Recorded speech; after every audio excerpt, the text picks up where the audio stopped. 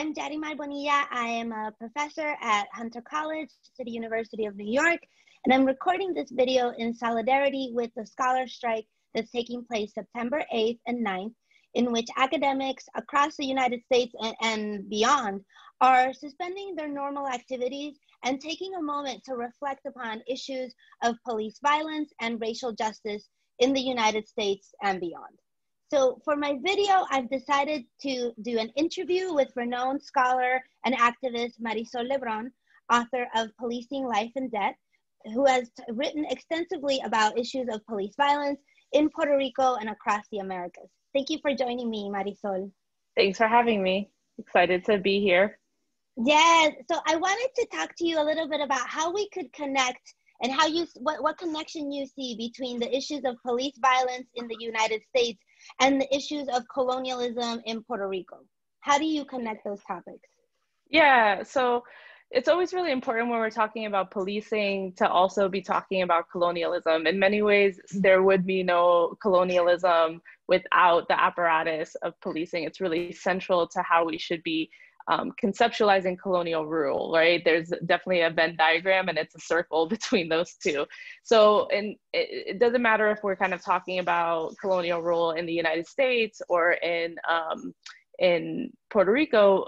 In many ways, what the function of the police do, right? If we think about policing as something that enables the smooth functioning of capital, and also that works to reify and concretize certain kinds of racial hierarchies, then colonialism becomes a key apparatus through which policing functions, right? And so policing functions to make sure that colonial rule goes smoothly, right? And so we can think about that in terms of the United States in a number of ways, right? So if we think about the relationship between chattel slavery and colonial rule, right, and US expansion, then it becomes really clear. If we think about westward expansion and the dispossession of Native and Mexican landowners, right, and groups, right, from their lands, then we know that policing, so groups like informal militias,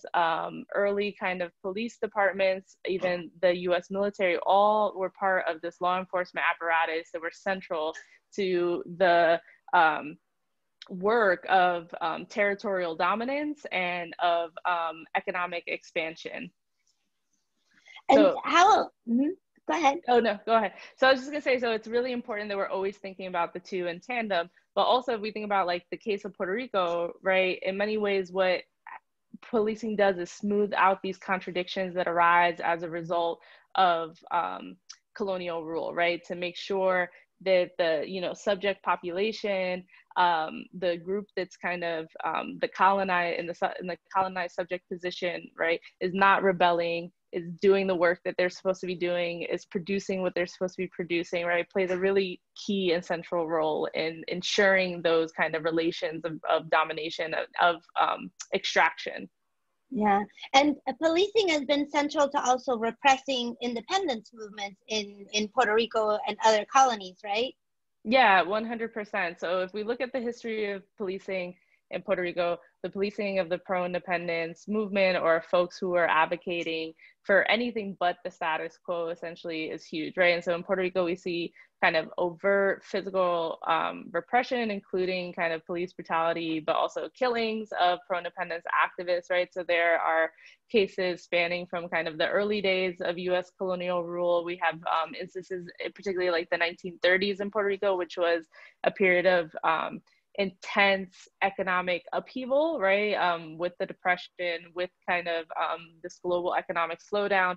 There's a number of labor strikes that are happening in Puerto Rico at the time. The police are super active in repressing the labor movement, but also then folks who are advocating for a different way of being, right? And a different kind of either relationship with the US or no relationship with the US, or a kind of a claim to sovereignty, right? So they were super active in repressing, violently repressing and killing labor activists and pro-independence activists. We see that throughout the 1950s. And then in the 70s, we have the famous case of Cerro Maravilla, where two young activists who were pro-independent, who were students and pro-independence activists, were basically entrapped in a terrorist plot to blow up a communications tower, and were executed at point blank range by undercover police. They had been working to infiltrate pro-independence groups, right? And so we see that kind of thing also in the US, if we think about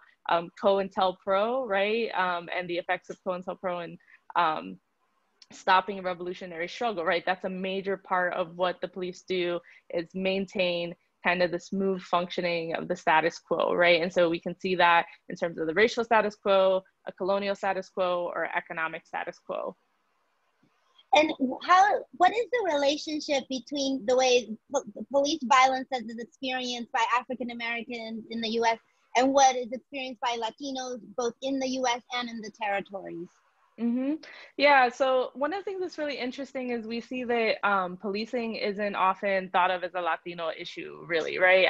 It's particularly outside of immigration. This is something that Aaron Fontaine writes about, Aaron Fontaine Jr. He writes about this in terms of this idea of the kind of way in which respectability politics plays into this. So this desire for Latinos to present themselves as respectable, upwardly mobile citizens, right?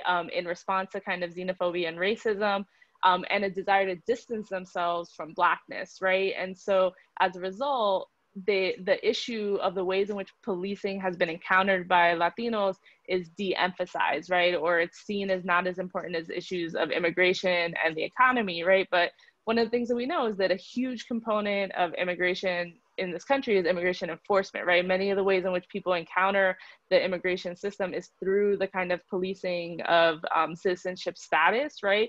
Or through the assumptions that come with who looks illegal, right? Who looks like they don't belong, who looks like they're not a citizen. So even within that framework of immigration, policing is built into that, right? But Latinos, since the very beginning of their kind of existence, right, before they're even Latinos, experience policing, right? So one of the things that we know is that the formation of the border, the southern border, depended upon the kind of policing of groups like the Texas Rangers, informal militias, vigilantes, the kind of nascent border patrol in the early 1900s, right?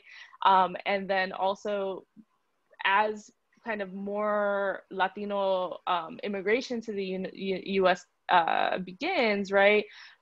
We see intense policing in urban cities, right? So this is in line with what we know, if one of the main goals of the police is to control labor, right? Latinos figure into that as laborers, right? They're police, right? And we see this in terms of in the 1950s, 60s, and 70s, Latinos actually participating in riots and anti-police brutality organizing, right? So one of the things that we know about the Young Lords is that police brutality was actually a key factor or a key theme that they touched on, right? In terms of dealing with police brutality and harassment in Puerto Rican barrios in New York City. And so the last question I wanted to ask you is how, I see you have your Abolish the Police t-shirt. I do. It's a great t-shirt. What is the relationship between abolition, this, contemporary abolition movement, and anti-colonialism? Yeah, it's a great question. I like to think about like decolonization and abolition as like two intertwined movements, right? So if abolition is about imagining and constructing new worlds, right, and eventually constructing a world that is free from forms of oppression and dominance and particular forms of state violence, right? In many ways, what the decolonial movement, right, and movements for decolonization are doing is also trying to do that, right? And trying to imagine kind of a different future, a future that is grounded in freedom and liberation, that is grounded in folks having what they need, right? And not relying upon these kind of incredibly violent social relations to ensure the status quo, right? It's about creating an entirely new set of social relations, an entirely new kind of society based on that, right? And so I think that there's a lot of overlap, and this is something that we've talked about in other contexts, but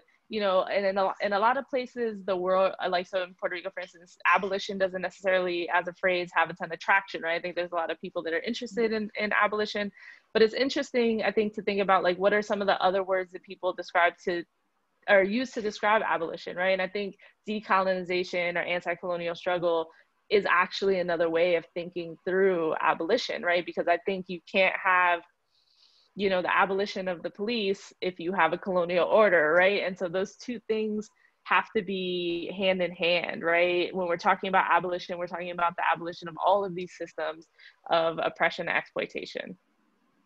Thank you. That's so great. Is there anything else you think people should think about or do in these days of the scholar strike? Yeah, so since we're in the scholar strike, I think one of the key things for us as academic laborers to be thinking about and thinking through is, like, what are the ways in which our own institutions are implicated in these systems of policing, right? And so one of the things I want to encourage folks to do is look up all of the, try and check out all of the kind of movements that are happening right now to get cops off campus, right? There's actually a great initiative happening at the University of California where they want cops off campus by 2021, right, is their goal. So in the next year, they're undertaking a range of efforts, both in terms of kind of direct action, but also educational efforts to think about what would it mean to have a campus that is free of policing, right? And the ways in which we know that our students and colleagues who are Black, who are Brown, right, encounter police violence on campus, right? The campus is not a safe haven from the kind of ways in which people encounter racialized police violence off campus, right? And so we have to be thinking about these things.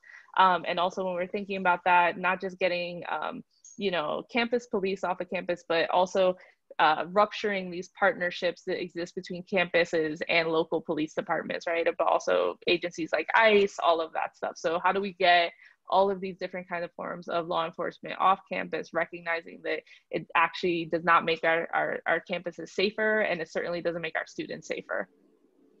Awesome. Well, thanks so much for your time, Marisol. And Thank you. I look forward to seeing the other videos that people make inspired by this strike. Definitely. Thanks so much. Bye.